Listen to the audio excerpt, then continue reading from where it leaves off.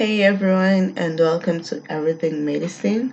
I'm Muberi Eunice, and today we're going to be looking at epithelial tissue histology and organization of glands. First off, let's start by looking at the lecture's scope. So we're going to cover characteristics and functions of epithelial tissue, organization of basement membrane, intercellular junctions, apical surface specialization of epithelial cells, classification of epithelial tissue, and organization of glands. So let's start off by looking at the characteristics of epithelial tissue. And the first is that epithelial tissue is made up of closely adherent cells. So the cells are strongly attached to one another by intercellular junctions. The next is that epithelial tissue is avascular. So epithelial tissue will basically derive its nutrient supply from the underlying connective tissue and basement membrane. Now, the only known exemption to this rule in the human body is stria vascularis in the inner ear. Now, the apical surface of epithelial tissue is usually free, and it may exhibit surface specialization such as cilia within the respiratory system and microvilli within the gastrointestinal system. Now, the basal cells or the basal surface of epithelial tissue will rest on a basement membrane. Now, this particular arrangement or morphology of epithelial tissue will result in what's known as polarity, which is the next characteristic of epithelial tissue, is that they exhibit polarity. Now, other characteristics not indicated is that epithelial tissue is highly cellular and has a high regenerative capacity. So moving on, let's now take a look at the functions of epithelial tissue. So epithelial tissue lines and protects body surfaces. An example of this is the epidermis of the skin, which will line pretty much the entire body, and it also protects us against ionizing radiation and other physical injuries and maybe chemical damage. Then the next function is absorption. Now, an example of this is the epithelia in the intestines, which is responsible for absorption of the nutrients into our body. Now, epithelial tissue also plays a role in secretion. You can think of it in terms of glandular epithelia, such as that found within the thyroid gland, which is responsible for the secretion of T3 and T4 hormones. So epithelial tissue also plays a role in transcellular transport of substances. It also plays a role in diffusion of substances. You can think of it in terms of diffusion of gases in the alveoli of lungs. Epithelial tissue also plays a role in filtration and selective absorption of substance, and you can think of it in terms of the epithelium of the kidney, which plays a major role in terms of the reabsorption of substances from the urine back into the body. Also, epithelial tissue plays a sensory function. You can think of it in terms of the skin, which has sensory nerve endings such as free nerve endings and Pacinian corpuscles, among other things. So in this way, the skin serves as sensory receptor role. And also, epithelial tissue plays a role in the host immune response during infection. So let's now take a look at the basement membrane. So the basement membrane is made up of two components. You have a basal lamina and a reticular lamina. The basal lamina is further divided into two. So you have a lamina lucida and a lamina densa. Now the main components of lamina lucida is that it contains laminin, nidogens, integrins, and dystroglycans, while the main components of lamina densa is basically type 4 collagen and perlecan. Then for the reticular lamina, it contains basically type 3 and type 7 collagen. Then you have the type 7 collagen and fibrillin, which connects the basal lamina to the reticular lamina. So let's take a look at the functions of basement membrane. So the most important function of basement membrane is that it attaches the epithelia to the underlying connective tissue, and in doing so, it provides structural support to the epithelia. So basement membrane also serves as a filter, and so it will determine which substances will cross over into the epithelial tissue above. Then basement membrane also serves as a scaffold, which allows for rapid regeneration of epithelia. It also helps to organize integrins and other proteins in the plasma membranes of the epithelial tissue above. So let's now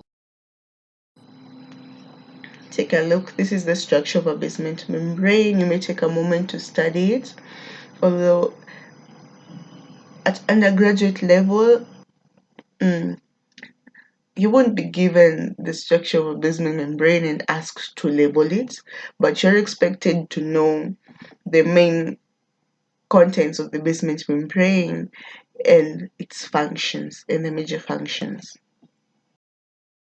Okay, so let's move on to intercellular junctions. So let's start off by talking about tight or occluding junctions. Now, tight junctions are formed by interacting transmembrane proteins, e.g. claudin and occludin. And it basically serves the function of preventing paracellular passage of substances. Now, the next junction is adherent or anchoring junctions, which are formed by interacting cadherin proteins, and they basically form strong attachments holding epithelial cells together. Now, there are different types of adherent junction. One of them is known as desmosomes or zonular adherence. So this type of junction is found between two epithelial cells, and it will contain intermediate filaments as the cytoskeletal anchor and cadherin as the transmembrane linker. Now, the next type is what's known as hemidesmosomes or macular adherence. These will be found between an epithelial cell and the basement membrane. So it will attach epithelial tissue to the basement membrane, and it will contain intermediate filament as the cytoskeletal anchor and integrin as the transmembrane linker. Now, the next junction is gap or communicating junctions, and these junctions occur where you have transmembrane connections forming a channel which allows for passage of small molecules. Gap junctions contain connexin proteins, and you have 6 types of connexin proteins, and depending on how these proteins are interconnected, it will determine the specificity of the channel formed. Okay, so another intercellular junction that I've kind of drawn a diagrammatic example up here is known as the tricellular junction. Now, tricellular junction is found within at the point where 3 cells, point of attachment of the 3 cells, basically at this point here, where you have the attachment of this cell, cell 1, cell 2, and cell 3. So that's known as a tricellular junction. And tricellular junction is composed of tricellin and what's known as lipolysin stimulated lipoprotein receptors. Okay, so let's now take a look at the cellular junction in a schematic form. So this is, just to repeat, this is the occluding junction, and it prevents paracellular transport of substances. Then you have anchoring junctions, which are desmosomes and hemidesmosomes. So this particular one is a desmosome, and it anchors 2 epithelial cells together. Then and on the bottom here you have hemidesmosome, which we've said attaches an epithelial cell to the basement membrane. There you have it. Then you have gap junction, which will form channels allowing for transport of small molecules from one epithelial cell to the other. Okay, so let's now look at apical surface specialization. And let's start off by talking about microvilli. So microvilli are basically small membrane projections with cores of actin filaments, and they serve the function of increasing the epithelial cell surface area for absorption. Then you have STEREOCILIA, which are basically long microvilli, so they too will contain actin filaments, and they serve a mechanosensory function in the inner ear and absorption in the male reproductive system. Then you have cilia. Cilia are long hair-like projections of plasma membrane, and they serve the function of propulsion in one direction. Then you have keratin.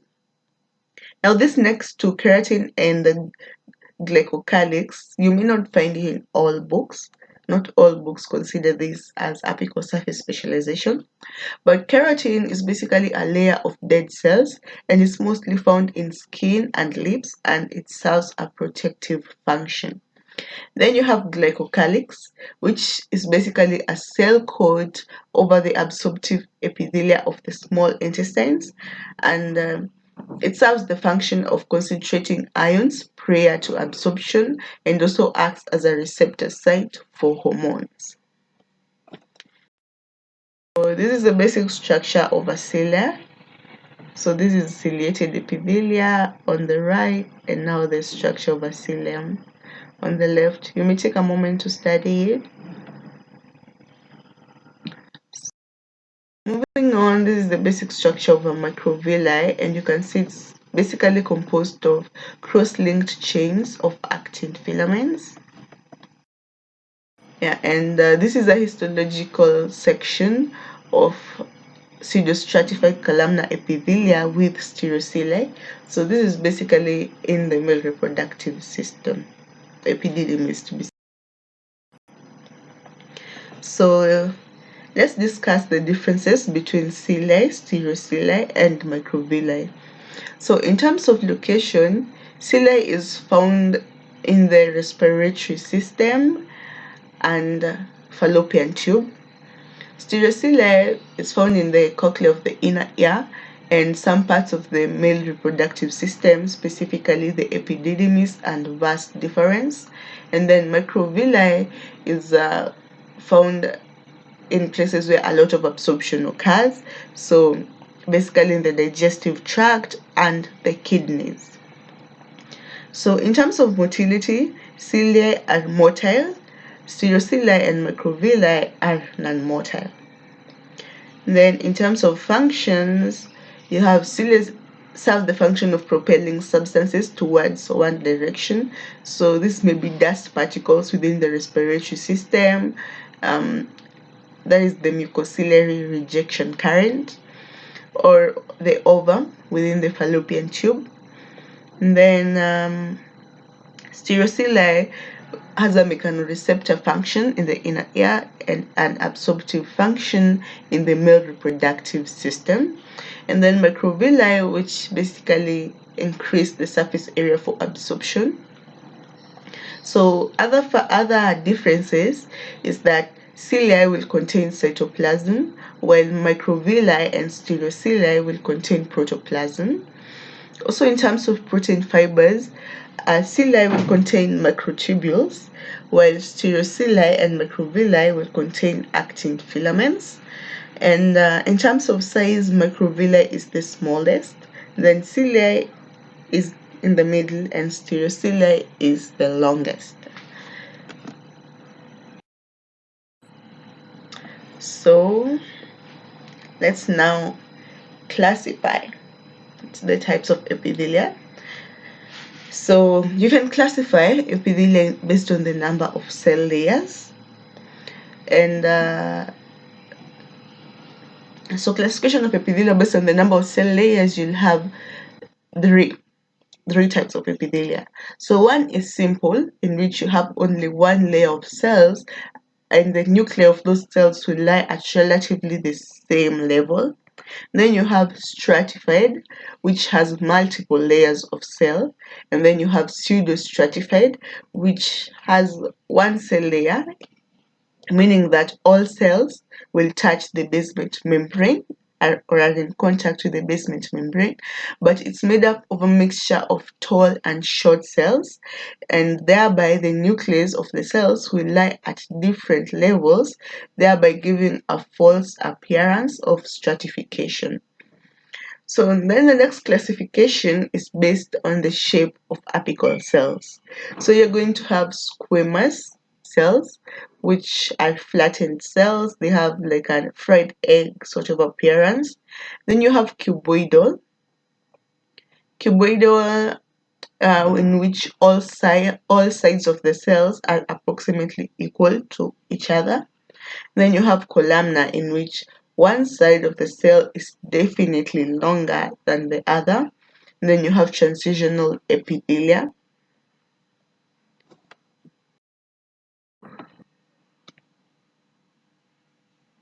Let's take a look at this histological section. The one on the right, where my cursor is at currently, is simple cuboidal. And simple cuboidal because you have only one layer of cell. You can only pick out one layer of nuclei, and then the sides of the cells are approximately equal to each other. It is a rounded, more centrally placed nuclei. And these simple cuboidal cells are mostly found in secretory epithelia. So in things such as the thyroid gland, salivary gland, the germinal epithelia of the ovaries, and it's also found in the kidney, the renal tubules. This particular slide is of the renal tubules of the kidney. On this other side, you have simple columnar epithelia. Now, you can see that one side of the cell is definitely longer than the other. Like the cells are taller more than they are wider. Then, in terms of the nuclei, you see the nuclei is more towards the basal surface of the cell, and the nuclei has an oval shape. It's oval in shape. So this is simple columnar epithelia, and it's found in the stomach, intestines, and uterus. So both of these slides are both of simple columnar epithelia, but with microvilli. So on the left side, you may not be able to pick the microvilli that well. That's because during tissue preparation, microvilli is not well preserved generally. But the one on the right, you can definitely see the microvilli. It appears as a brush border under light microscopy. So you can see it there. And so simple columnar epithelia with microvilli is basically found within the small intestines. So this next slide, the one on the right, shows squamous epithelia, and this is simple squamous epithelia. As you can see, there is one, there is another. So, and this is in the lumen of a large blood vessel, so it's also known as endothelium.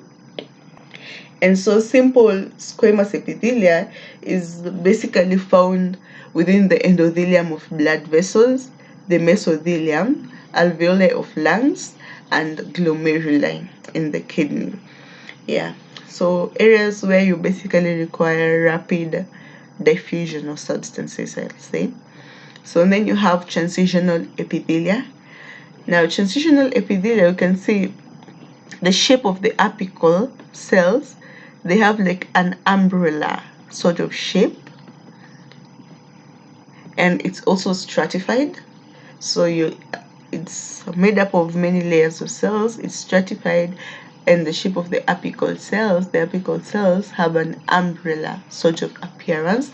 This is transitional epithelium, also known as urothelium, and it's basically found in the urinary bladder, the ureters, and the urethra. So now all these slides are of pseudostratified epithelia. The one on the right, far right, is the pseudostratified epithelia non-ciliated. So pseudostratified and non-ciliated. And basically, a cell is pseudostratified epithelia, you see towards the apical surface, there are no nuclei on the towards the apical surface, and then towards the basal surface you can see nuclei, and they appear as if they're in different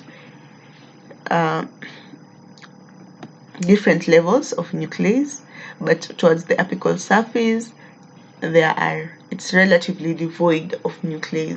So that's how you differentiate pseudostratified epithelia from a stratified epithelia. And so pseudostratified non-ciliated epithelia is basically found in the membranous part of vas deferens and prostate gland. So the one in the middle, the slide in the middle, this one here, where is my cursor?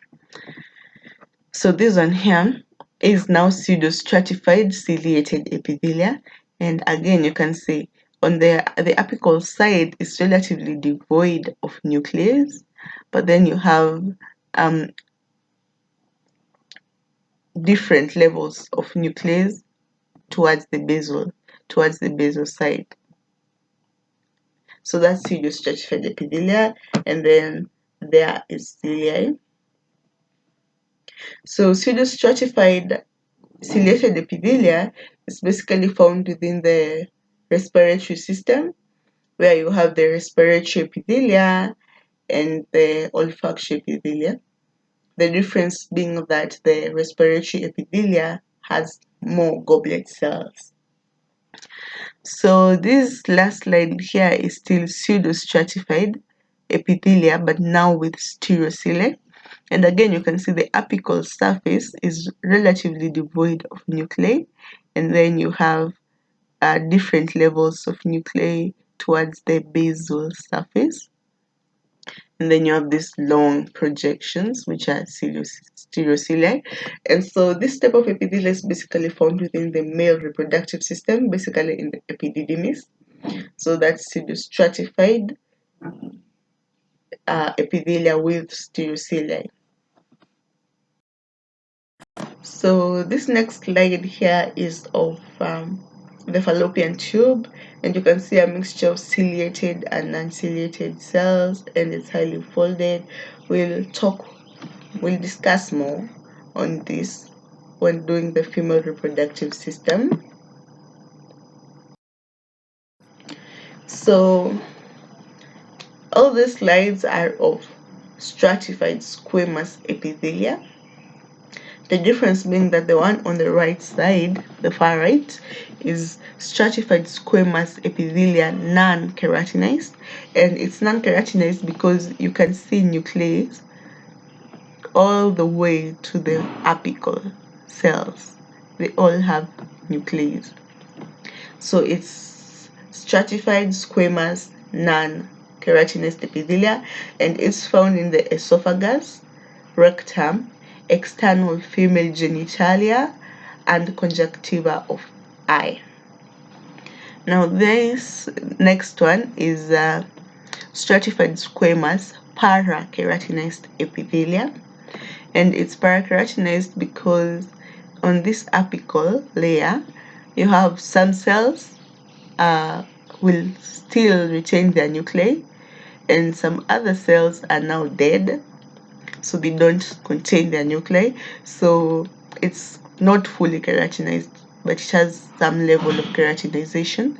So it's stratified squamous parakeratinized epithelia, and this is basically found in the masticatory mucosa. So moving on, you have this, and this is stratified squamous keratinized epithelia. This is basically found in the skin, where you have thin skin and thick skin. We'll discuss more on that when doing the integumentary system. But you can see here, this is the whole layer of keratin. So basically all these cells are dead, and as you can see, they contain no nuclei. Okay, so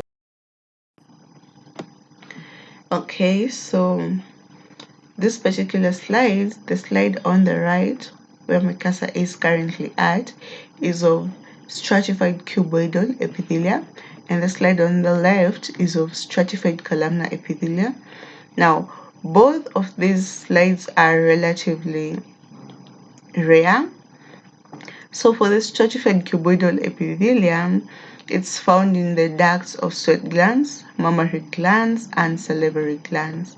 And for the stratified columnar epithelia, it's found in the pharynx, the anus, some parts of the male urethra, palpebral conjunctiva, and lobar ducts of salivary gland. So this particular slide is of a lobar duct of a salivary gland. That's it.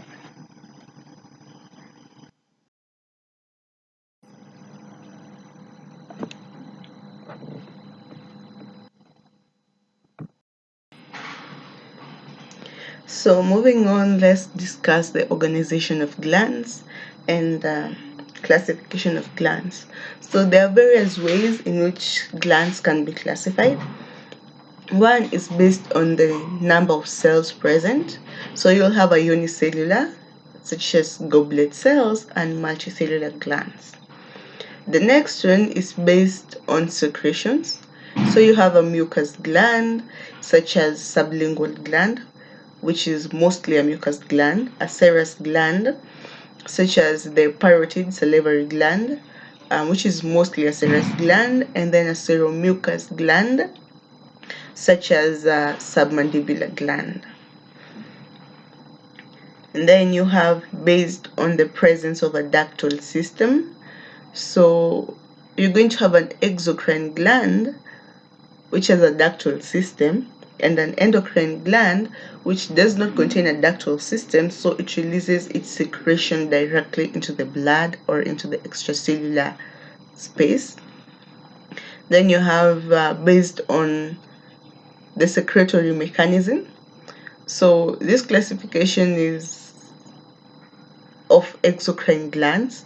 So you're going to have a merocrine gland, a holocrine gland, and an apocrine gland. So the merocrine gland secretes its secretion, will release its secretion via exocytosis. So an example of this is the salivary gland. Then you have a holocrine gland. So a holocrine gland will release its secretion by rupture of the entire cell. So basically, the secretion will accumulate in the cells, and when they release the secretion, the plasma membrane of that cell will rupture, and thereby the cell dies. An example of this is the sebaceous gland. Then an apocrine gland. So an apocrine gland, you'll have the secretions accumulating on the apical side, and then they're going to gradually bud off, forming an extracellular vesicle. An example of this is the mammary gland. And then you may hear the term eccrine gland, and an eccrine gland specifically refers to a merocrine sweat gland. Okay, so another classification of gland is based on the shape of secretory endpiece. So you're going to have a tubular gland, an acinar gland, or a tubuloacinar gland. And then it can also be classified based on complexity of the ductal system. So you will have simple glands and compound glands. So let's take a look at endocrine and exocrine gland. And as you can see, the endocrine gland don't have a ductal system, and so their secretions are released directly into the bloodstream. Most endocrine glands produce hormones, so you can think of it in terms of the endocrine pancreas, which will produce insulin, and pituitary gland is also an example of an endocrine gland, and so on. And then you have an exocrine gland, so you have a ductal system. There's the presence of a ducts. And so an example of an exocrine gland, you have the exocrine pancreas, which will secrete pancreatic juice for the digestive system. Yeah. So move on. So this is a mucus gland, and the cells of a mucus gland, you can see the staining. The staining is relatively light. That's because mucus does not stain with the normal dyes that you use in histological slides. So they'll appear relatively devoid of staining. So that's the mucoid gland. This particular slide is of the sublingual salivary gland. So you can see a duct here. There is a duct. That's a duct. And then these are basically mucoid acini. Then this next slide is of a seromucous gland. This particular slide is of the submandibular gland. So you can see it contains both serous acini, such as those, and then mucoid acini, and then you can see serous demilins, and obviously the ducts.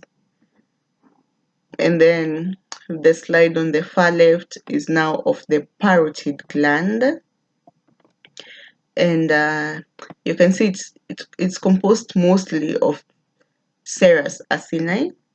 Then you can see there are some ducts here. So serous acini will stain more deeply than the mucoid acini.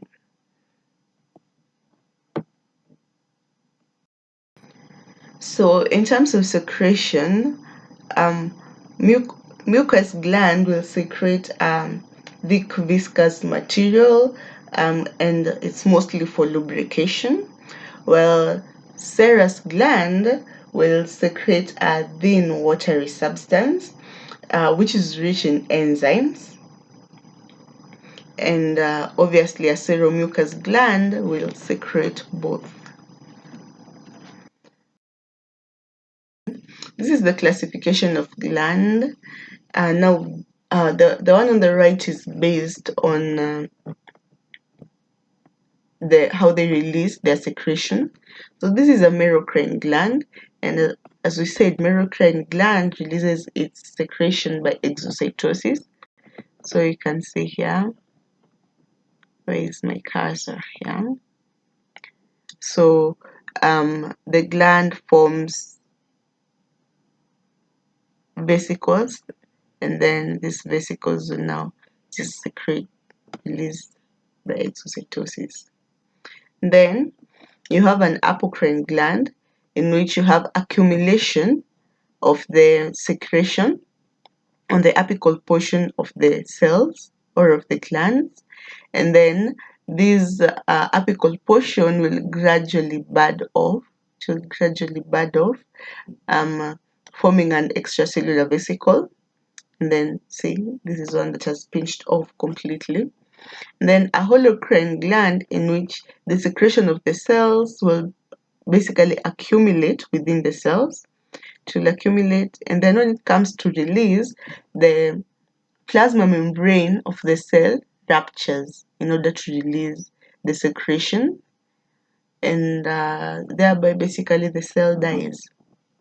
So the classification on the left side is based on the shape of the secretory endpiece and complexity of the ductal system, but it's best. So this is simple coiled tubular, and an example of this is the sweat glands. Then moving on, you have simple branched tubular, And an example of simple branched tubula is the pyloric glands of the stomach. Then next you have compound tubula, here labeled F. This is a compound tubular gland. And an example of a compound tubular is the pancreas. Then you have compound alveolar, and an example of compound alveolar is the mammary gland. But mammary gland is also considered a compound tubular alveolar gland. Other example of compound tubular alveolar gland is salivary glands. And that is simple squamous epithelia. So let's move on. So this is a gland, and the question is classify the gland below. So first off, you can see presence of ducts. So there is one duct, and here is another duct. So basically this points it towards being an exocrine gland. Then you can see different staining of the acini. So these are more dark staining. So these are serous acini. And these ones which are more light staining are mucoid acini. So it's going to be a seromucous gland. And yeah, so you can't really tell whether it's tubular or acini or tubuloacini. Yeah, but it's a compound exocrine gland, and it is seromucous. It's a seromucous exocrine gland. Basically, the submandibular. So the slide on the right, this slide is of the mesentery, and so the epithelia found here is simple squamous epithelia, because the cells are flattened. Even the nucleus of the cell is more flattened, as you can see there. And the epithelia towards the left is transitional epithelia. You say you have, it's stratified, so you have multiple layers of cells, and the cells on the apical cells have an umbrella. They're umbrella shaped, have an umbrella sort of appearance. So moving on, so this is the slide on the right, and you can see the epithelia there. So this is simple cuboidal epithelia. Simple cuboidal because the sides of the cells are relatively equal to each other, and then you have a round, more centrally placed nuclei. So this particular slide is of the renal tubules. Then on this other side, this is ciliated pseudostratified epithelia with goblet cells. So you can see the goblet cells here. They are light staining. And then you can see the cilia projections there. And then note that the apical side of the cell is relatively devoid of nuclei. And then towards the basal side, you have nuclei at different levels of the cell. So this is a pseudostratified columnar ciliated with goblet cells.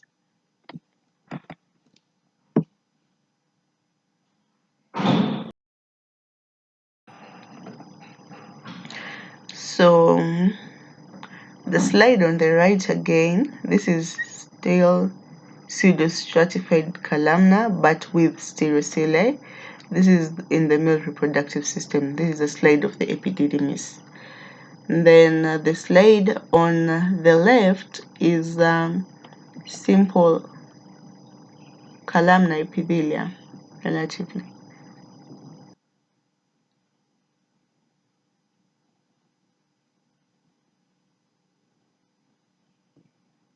You can see on this other side you have simple, because then you can tell the nuclei, but on this other side you may confuse it with pseudostratified or stratified, because you see there is a nuclei and there is another nuclei, but this is a simple columnar epithelia.